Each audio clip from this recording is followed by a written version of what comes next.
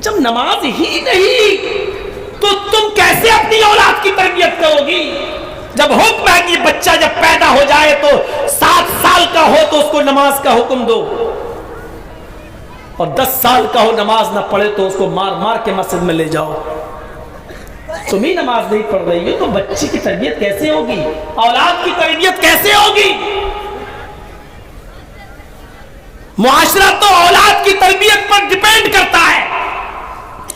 ان مسائل سے ہم کیا سمجھتے ہیں؟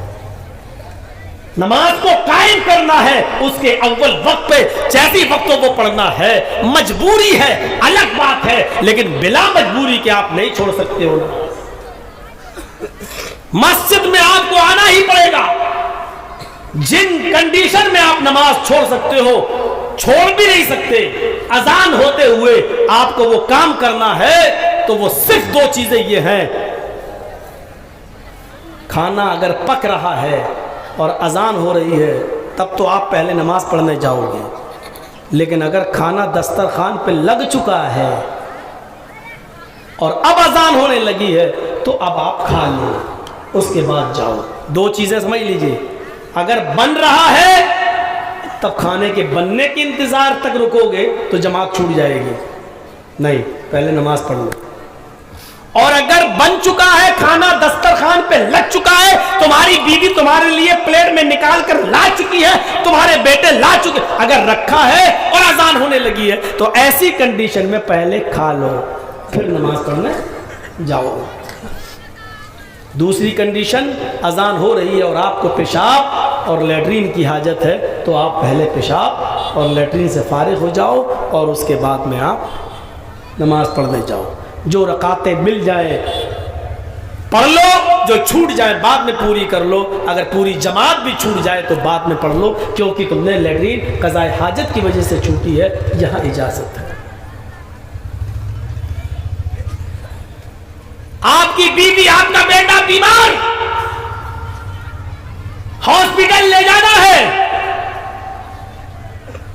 اچانک اذان کی آواز آ جاتی ہے، فوراً وضو بنائیے، مسجد میں مت جائیے، کنڈیشن خراب ہے، ہاسپٹل پہنچنا ہے، جلدی سے وضو بنا کر اپنے گھر ہی میں فوراً فرض ہی فرض پڑھ لے اور اپنے بچے کو لے کر نکل جائے۔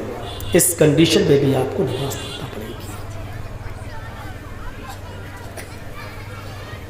یا سیریس ہے بہت تو جلدی سے ہاسپٹل لے جاؤ، اور جب نرس اس کو اپنے ہاتھ میں لے لیں، ڈاکٹر اس کو اپنے قبضے میں لے لیں، وہ لوگ لے جائیں، اسی وقت تم وہاں وضو بناؤ اور جہاں موقع ملے فرض، صرف فرض ہی فرض ادا کر لو۔ دونوں کنڈیشن جائز ہیں، لیکن نماز ادھر کی۔ وَمَنْ أَعْرَضَ عَنْ ذِكْرِي فَإِنَّ لَهُ مَعِيشَةً ضَنْكًا۔ یہ نمازی ذکر ہے، اللہ تعالیٰ نے ذکر، نماز کو ہی ذکر کہا ہے۔ قرآن کی آیت پڑھیے، فَإِذَا قُضِيَتِ الصَّلَاةُ فَانْتَشِرُوا فِي الْأَرْضِ وَابْتَغُوا مِنْ فَضْلِ اللَّهِ۔